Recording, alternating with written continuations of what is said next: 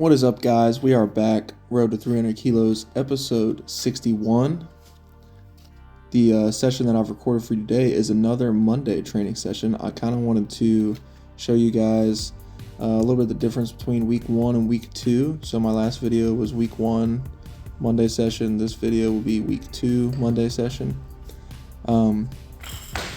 Tough, man. Tough already. The AI program's got me on an 18-week program, and the weights are already a lot heavier than I thought they would be. I don't know if it's because I just did a competition and the AI is kind of like, all right, let's just keep going, let's hit the ground running. But yeah, I'm just doing like a lot of heavy triples on snatch and clean and jerk, heavy squats, heavy pulls, and it's good. I feel like I'm definitely going to be getting stronger. I feel really strong right now, but the big thing is just maintaining bodily function, if that makes sense. So this was after a pretty tough week, and I took it's kind of weird. I think I'm already noticing in the second week I want to change a little bit about the program. So basically I trained 6 days in a row, Monday through Saturday. Monday is my minimal competitive day. So you're doing snatch and clean and jerk, and it's kind of like a baseline competitive test. Like, you should be able to do these fairly well, fairly easily, and then Fridays are like pretty maximal effort competitive stuff, and that's just the nomenclature that they use, aka, okay, you're competing in the sport of Olympic weightlifting, so Monday's minimal competitive, Friday's maximal competitive. And then the days in between that are kind of like an explosive day, a technique day, a strength day, things like that. Obviously the minimal and the maximum competitive days are strength and speed days because I'm doing Olympic weightlifting, but I think it would look a little bit different for like different sports.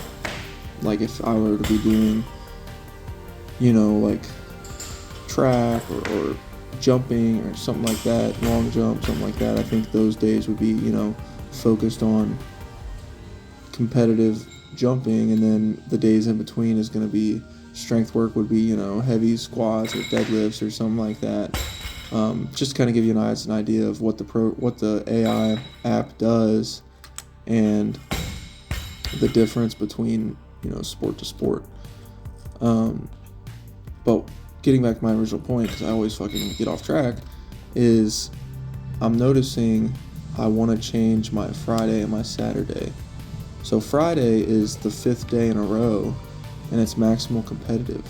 And I'm noticing, or I've already noticed, like Saturday is my athletic day, so I'll be doing a lot of jumps, just explosive stuff. Like, I'm not touching a barbell, I'm not really doing any type of weightlifting. I'm doing a lot of like jumping and lunges and things of that nature, box jumps,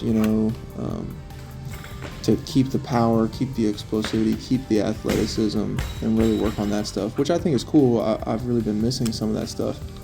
However, I want to flip Friday and Saturday because I think Friday is a little too hard to be my 5th day. And the big thing I'm noticing too, if you guys have been watching my snatches, in this video, like here's going to be 110. They're a little off. Like that one I think was a make, but I think I might have missed that out in front a little bit. I'm missing a lot of these out in front. I'm just doing heavy doubles up to 110, and then it wants me to go back down to, like for that one, it said that it was supposed to feel hard. Well, I think I missed that first rep, so I put in that I only did 1 rep, so it bumps me all the way back down to 93. But I think I'm doing this for 4 reps.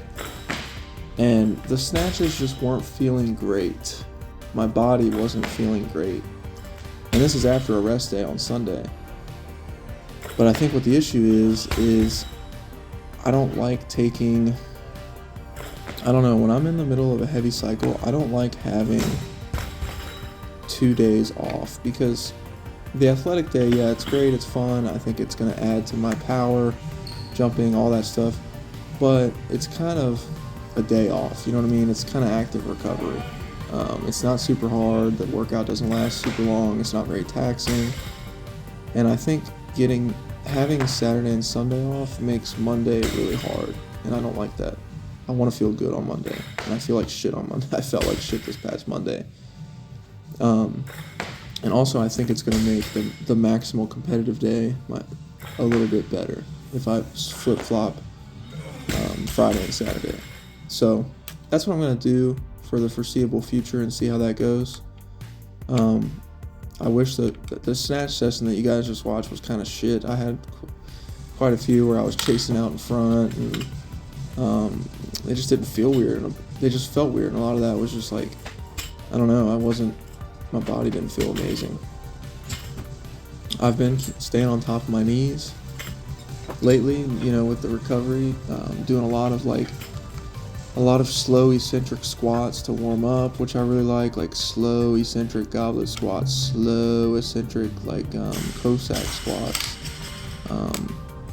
banded like knee extensions, things like that. And the knees have been feeling a lot better.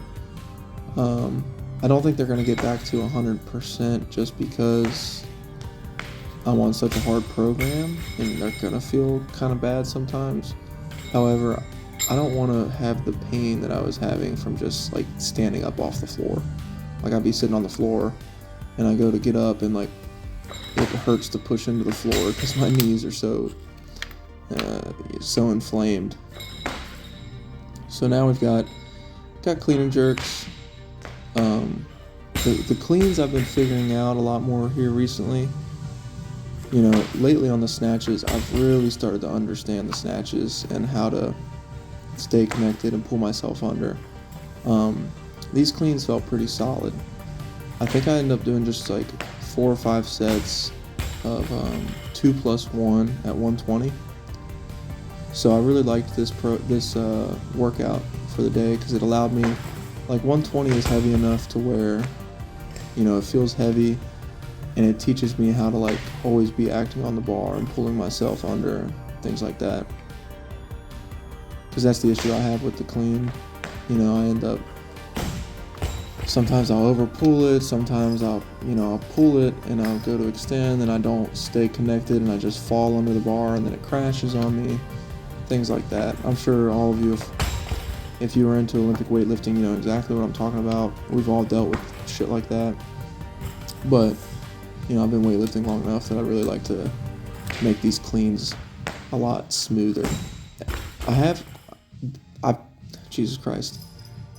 I'm trying to catch myself here, but I have been cleaning a lot smoother here lately, but I want to get rid of that crashing that happens sometimes. That one's pretty good. These first ones on all these are a lot better.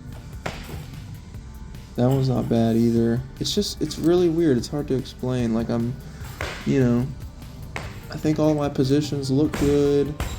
I think a big thing is just staying a hair bit more patient with that extension, staying over the bar a hair bit longer, and then really just snapping under it and shrugging and making sure my elbows get high. It's a good cue for me as well. It's high elbows. Really be deliberate on the catch.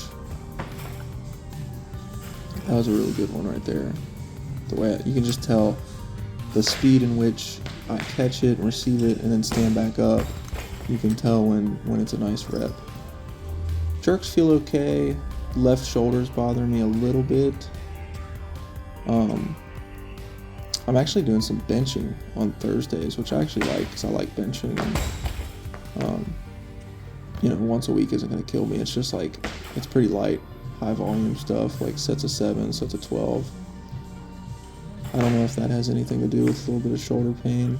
It's probably a mixture of just overuse and everything like that. Classic weightlifting stuff. So, onto the squats. So, snatch doubles, basically 2 cleans plus a jerk for 5 sets. And then I've got this squat session here. It's still in the same session. I just kind of like saying, yeah, this is my squat session part of the training session, blah, blah, blah. But it's really cool. It's a little bit more fun than what I usually do. Is like, I climb up to a pretty heavy weight for my last warm-up, so like 140. And then it has me go all the way back down to like 107, 110, something like that. And I'm doing like reps just pretty light after I've already done 140. And it's kind of fun to like go up, come back down, and then work my way up again. It just keeps it kind of fresh instead of, I mean, I'm sure you all have been there. You look at your program for the day and it's like, 6 sets of heavy doubles at this weight, and the weight just stays the same, and it's like, Jesus, I'm really in it today. Or like, God forbid, when I was doing Clarence Kennedy's program, it was like 10 sets of doubles, and I was like, all right, man. It's just such a mental barrier to be like, God, I have 10 sets of this crap, and it's all the same weight. I don't know, it's different. So then, I think this is, what is this, 153?